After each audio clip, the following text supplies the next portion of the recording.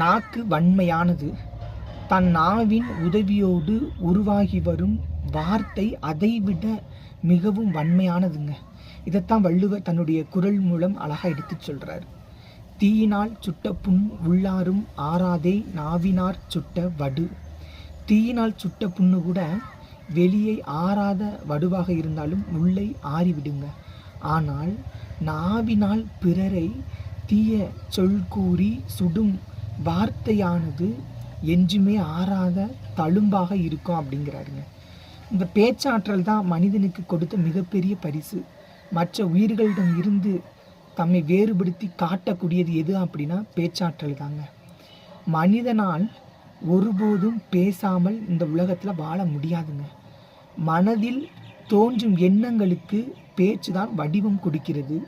பேச்சு என்பது மிகப்பெரிய கலைங்க.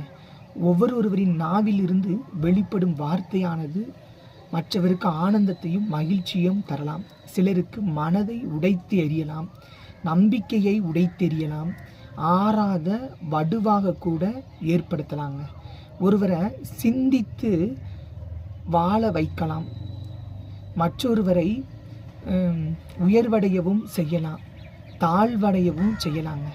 அப்போ வார்த்தையானது எப்படிப்பட்டது அப்படிங்கிறது தெரிந்து நம்ம பேசணுங்க.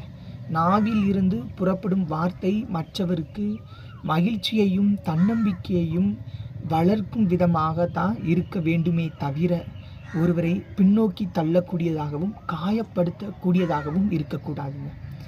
ஒருவர் படித்தவராய் இருந்தாலும் சரி, படிக்காதவராய் இருந்தாலும் சரி, பிறரை காயப்படுத்தாமல் நல்ல விதமாக பேச்சானது அமைய வேண்டுங்க. இதை தெரிந்து நம்ம செயல்படணும். பிறருடன் பேசும் பொழுது சிந்தித்து பேச வேண்டும். வாழ்க வளர்க வளத்துடன்.